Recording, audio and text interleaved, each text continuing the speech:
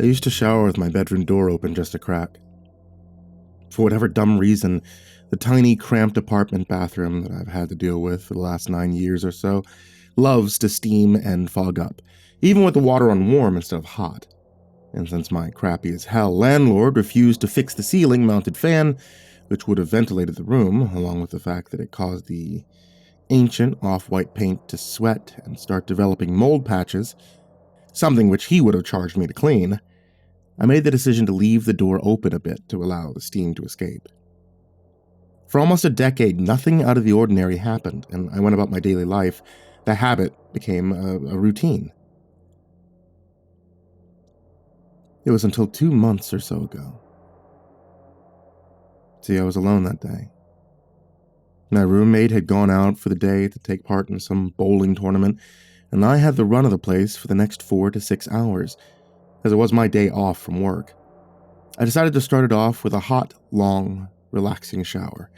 So I grabbed a fresh set of towels from the small closet next to my bedroom, stepped inside, and after turning on the water to let it warm up, I hopped in.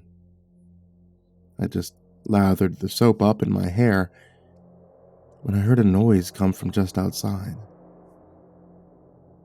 It was almost masked by the sound of the water splashing down on the floor of the tub, but it was out of place enough that I caught it.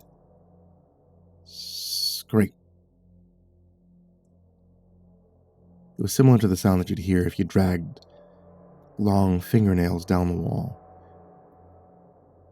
I froze, the shampoo dripping down over my face, making it difficult to see anything.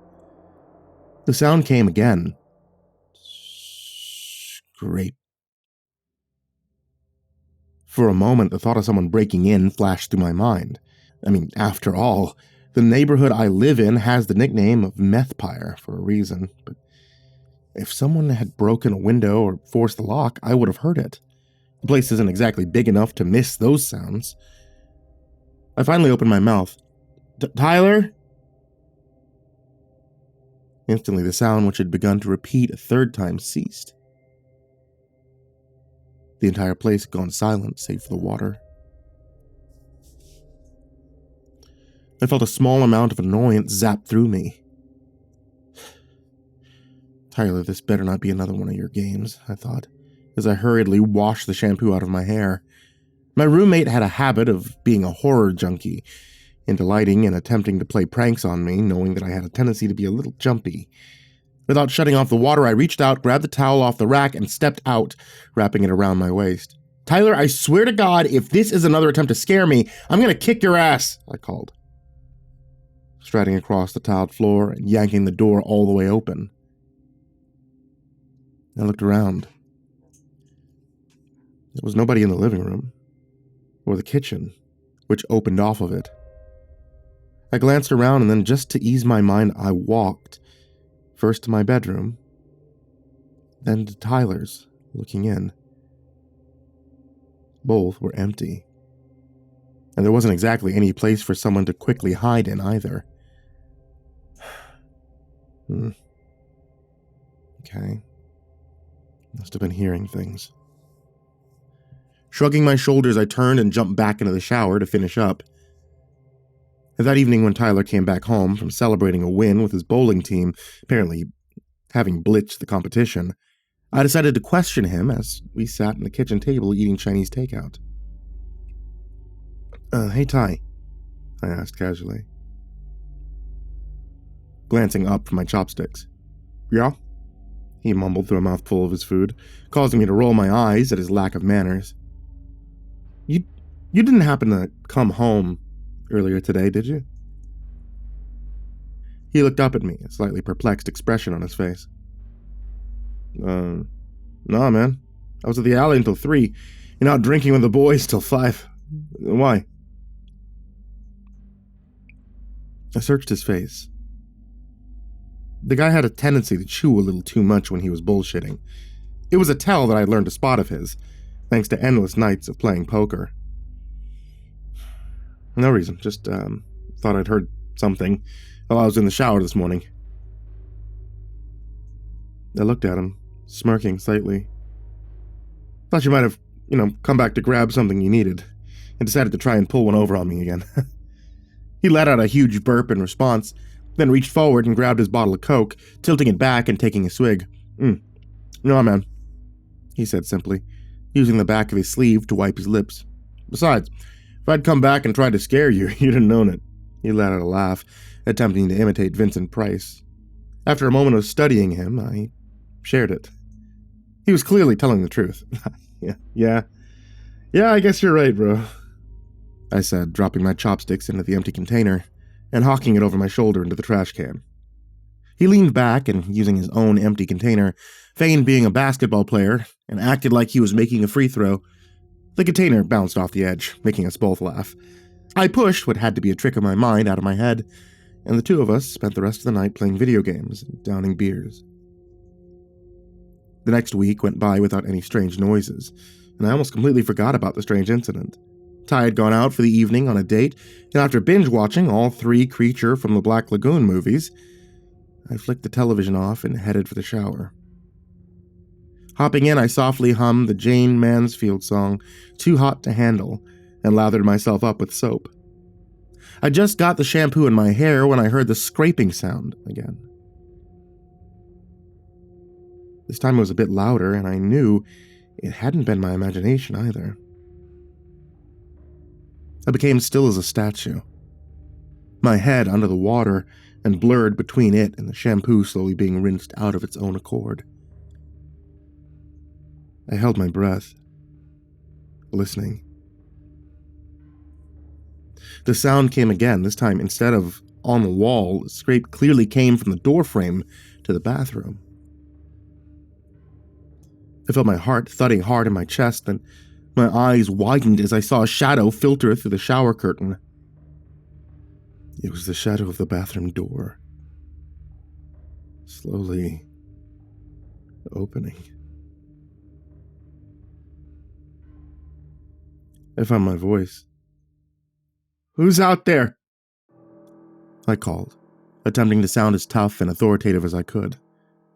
Just like last time, the moment I spoke up, all the movement and sound ceased, the apartment going silent. This time, however, the air felt charged, as if the tension in it were palpable enough to be cut with a knife. I reached out, wrapping my fingers around the edge of the curtain as I grabbed the closest thing I could find as a weapon, a bottle of shampoo. It was pathetic and likely wouldn't faze any intruder, but still better than nothing. Taking a deep breath, I wrenched the curtain back, the sound of the hook scraping on the metal pole almost sounding like a scream in the quiet. Just like last time, there was no sign of a soul. The only thing that had given away anything had changed was that the bathroom door was indeed standing fully open. The darkened outline of the living room beyond made me feel uneasy. I couldn't place why, but it almost felt as if the gloom held a threatening atmosphere. Shutting off the water, I hopped out and wrapped the towel around my waist.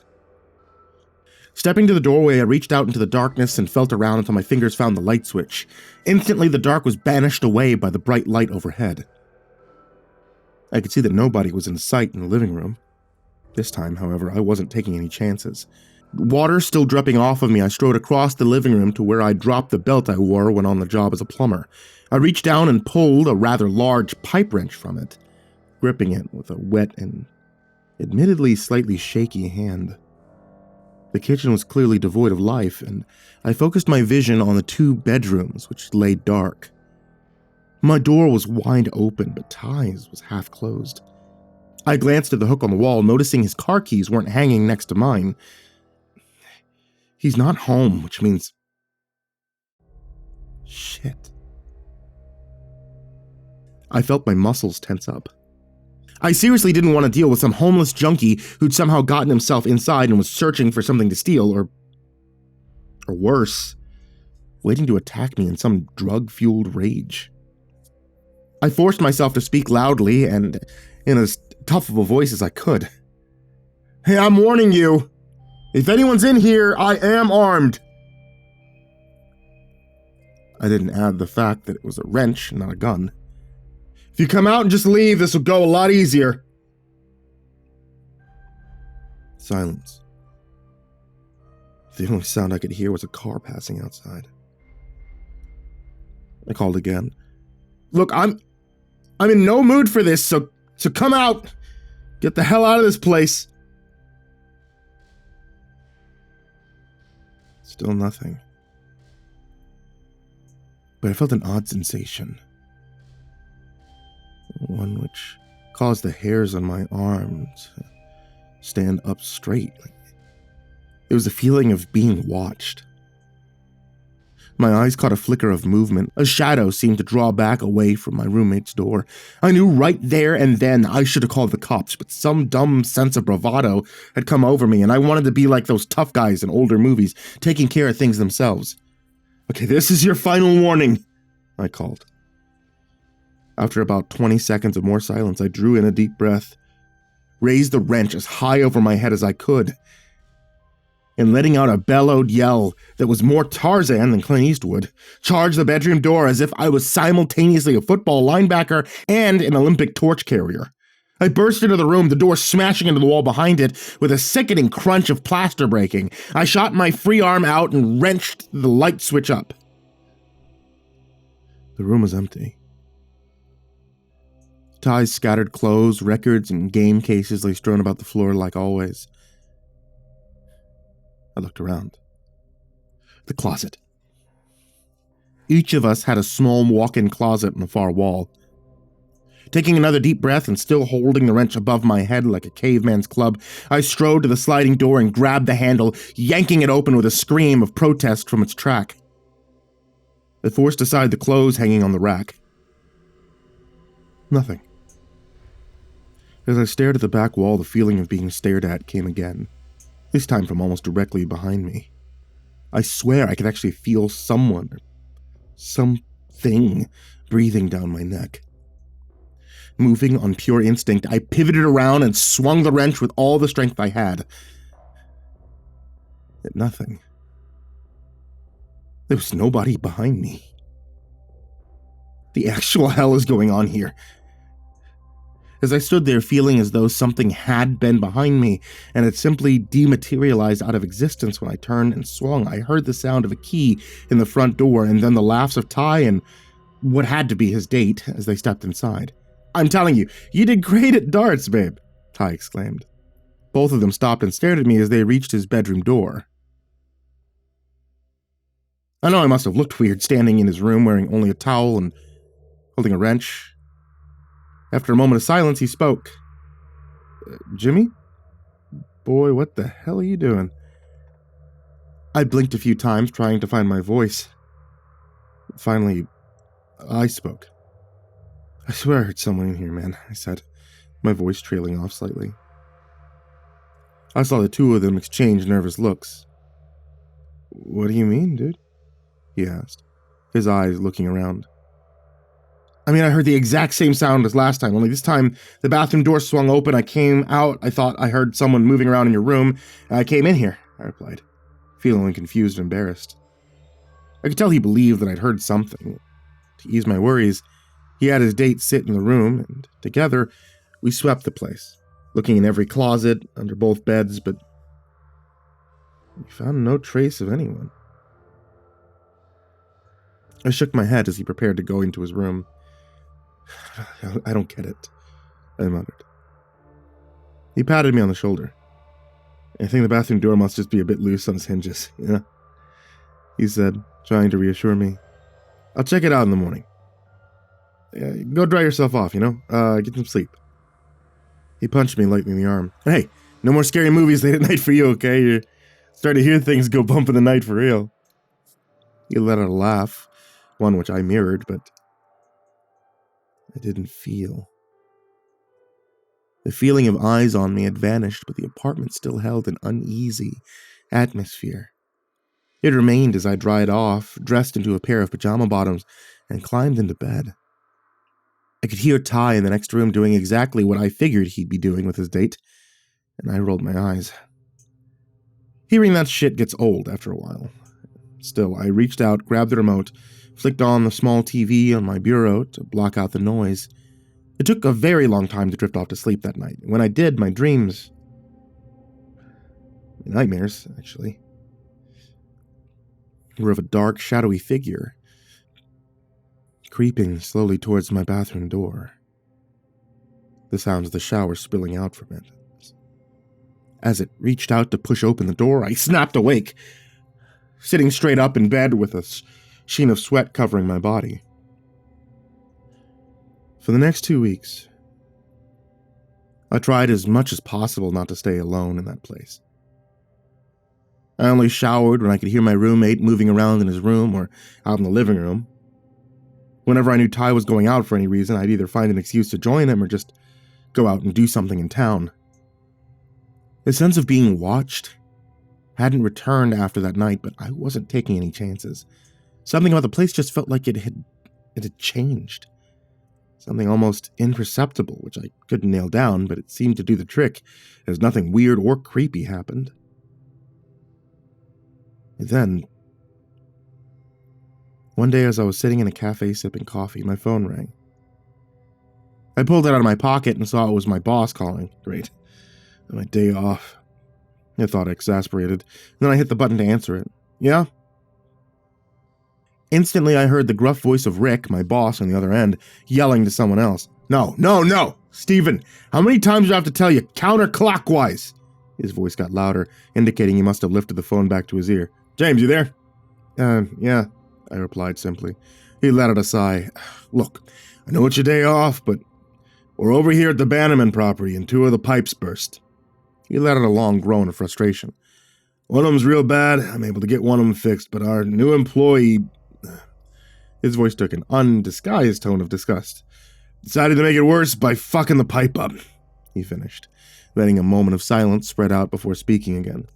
So I apologize, but I need you to come in. You'll get paid overtime, of course. I nodded, more to myself than anything, then let out a sigh of my own. Yeah, okay. I'll be in. So let me swing by my place to pick up my tools. Yeah, don't forget to quickly hit the shower before coming over, he quickly added. You know, old Bannerman gets pissy about anyone not being freshly clean coming in here, he snorted. I'll never understand germaphobes. Anyway, I'll expect you to be here in 30 minutes. And with that, he hung up before I could say anything. Not that I could, anyways. At the mention of a shower, I felt my body tense up. I knew Ty was out. His bowling team was currently hosting a tournament the next town over, which would mean that I'd have to shower in the empty apartment. And that's something I really did not want to do. But I didn't have a choice. If I just grabbed my tools and slipped into my jumpsuit, I'd get chewed out first by old man Bannerman, and then Rick for not following orders set down by both of them after being contracted to repair and replace the pipes of this huge, sprawling mansion. Sighing, I paid for my coffee and I drove back to the apartment. When I opened the door, I had a momentary flash of panic. I thought the atmosphere I'd sensed before would return as soon as I stepped inside, but the apartment felt normal, the cloudy light filtering in through the half-open kitchen and living room blinds. I looked around and shook my head. Stop being such a baby, Jimmy. There's nothing in here. Nothing except you. It'll be fine. Let's take a shower and book it. Feeling determined, I strode across to my room, gathering my undershirt and jumpsuit. For peace of mind, I also grabbed the same wrench that I held that night from the belt hanging over the arm of the couch, and I carried it into the bathroom with me, placing it on top of the pile of clothes sitting on the toilet. For a moment, I debated on just closing the bathroom door, but as before, shook it away and left it ajar. Ty should have fixed the hinges by now anyway. I reached into the shower and turned the water on, waiting for it to warm up. After I saw the steam begin to rise from over the curtain, I stepped inside, grabbing the bar of soap and quickly beginning to lather myself up. I rinsed with no problems, then grabbed the shampoo and lathered my hair, and as I dug my fingers into my scalp, the soap began to drip down into my eyes, obscuring my vision. That's when I heard the scraping sound again. only this time it was much louder and more pronounced than any time I had heard it before. I felt a chill run up my spine.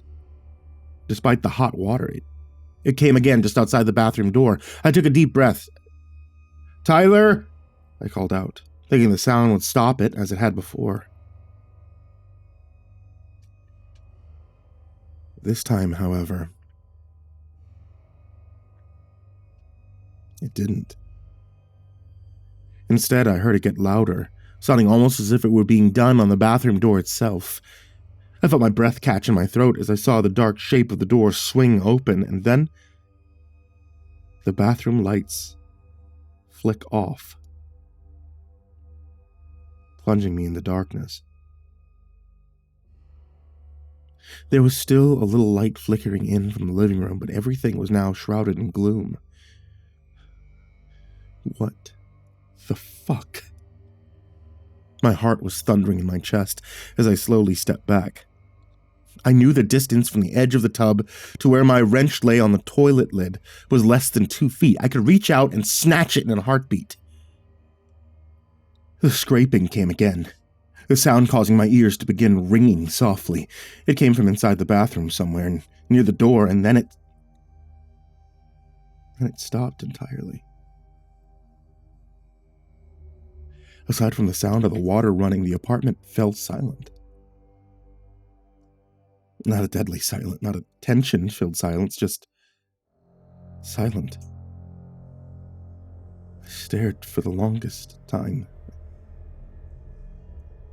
It had to be only about 15 seconds, but what felt like 2 hours at the dim outline of the open door. I saw nothing. I turned to pull the curtain next to me back. I felt my heart stop. The dark outline of a figure stood almost directly on the other side of the curtain, less than a foot from me. If it had been any closer, it would have pressed into the curtain itself. It stood completely motionless, though I could tell it was looking in my direction from the feeling washing over me in waves.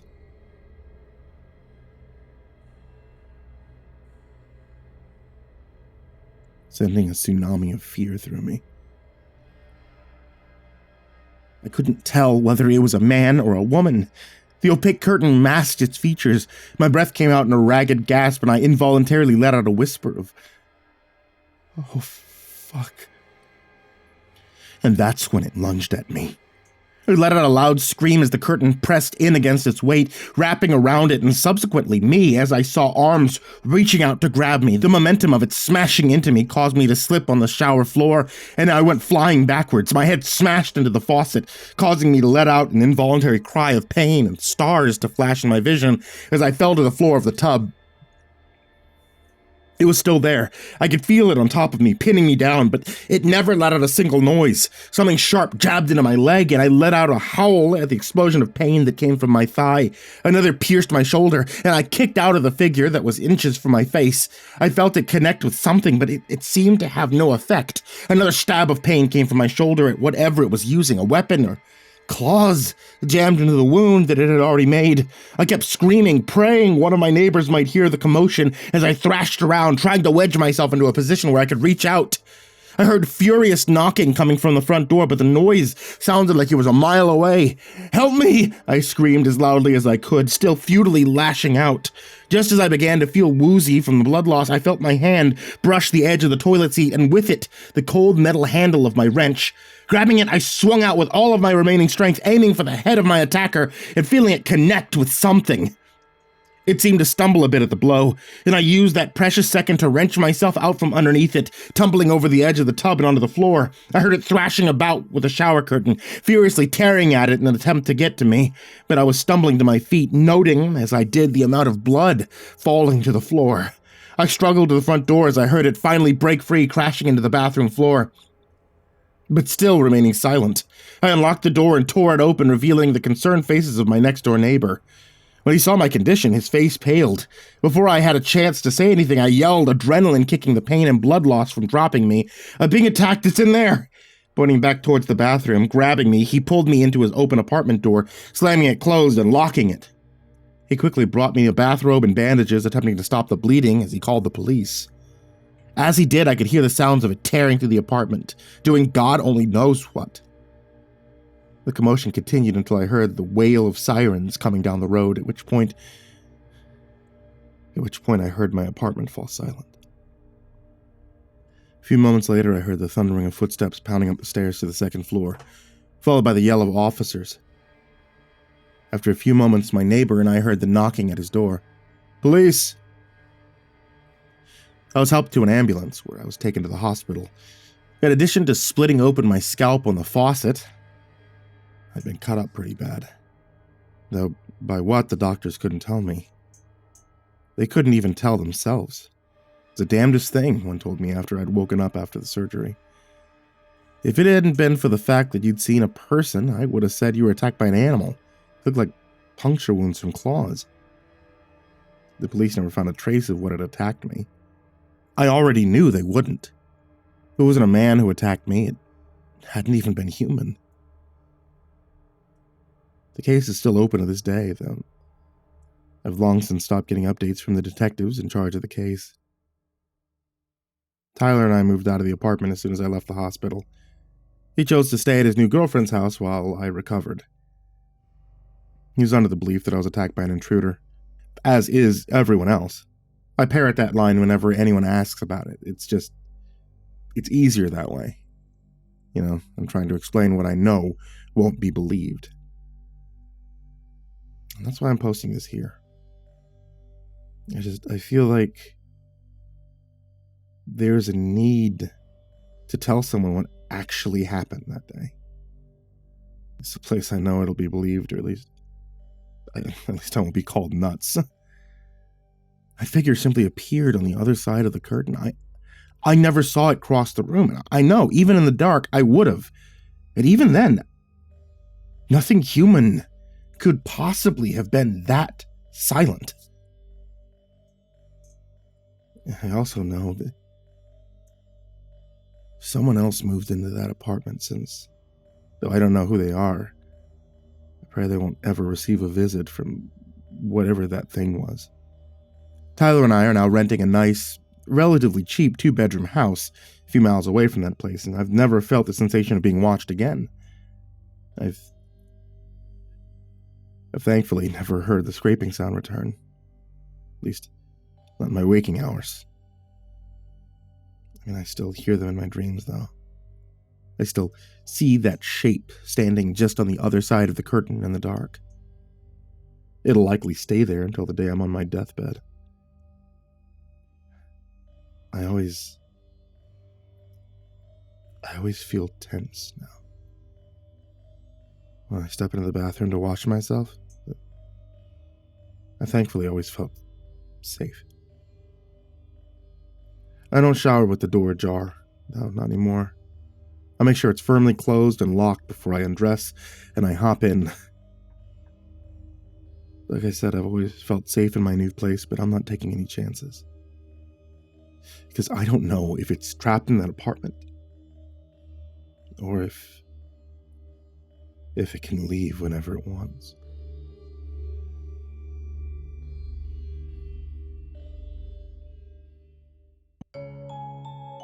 Hey there kids, it's me, MrCreepyPasta, and I just wanted to tell you thank you so much for watching tonight's video, or for listening to tonight's episode of the podcast. It's a brand new year, which means a brand new time for content. We're doing our best to bring you the newest things. I know in 2024, I had released less videos than I ever had any year in the last 14 years, but hey, as things start to piece themselves back together, so do I. So I will be seeing you guys a bit more in this year, I promise you. And as always, I want to give a very big thank you to everybody who supports me over at Patreon. That's patreon.com/MrCreepyPasta. I cannot thank you guys enough. Thank you guys so much for being supporters. That goes for everybody who was down in the description, as well as AcidSystem, BallarmsTheRat, Blake Rattler, Brandon Mendoza, Brenna, BrimstonePandemonium, Caltuna, Chainsmoker Dealer, ChicagoHitman, CoryxKenshin, Cronut508, CrusaderChocobo, CursepoxPrimarch, Dakota Best, Daniel Poulsen, Dante Kinkade, Diana Kraus, Ellie Hutmire, Enchanted Buns, Estebean, Gemma Hasley, HIDive's nephew, himbojerry, Hour Minute Seconds Time, Jay Keens, Jed's Pet, Jordan Humble, King Crab, Mr. Marcus Blitz, Old Penguin, Peaceful Buddha, Psychomel, Red Shadowcat, Remember the Sun, Rinku Star, Salty Surprise, Samara Line, Seclude, Simba's Bloody Mojo, Sky Harbor, Smiley the Psychotic, Sullyman, Tali Sue, the Chavez Brothers. Thank you guys so much for being here. Thank you for listening. Thank you for watching. and sweet dreams.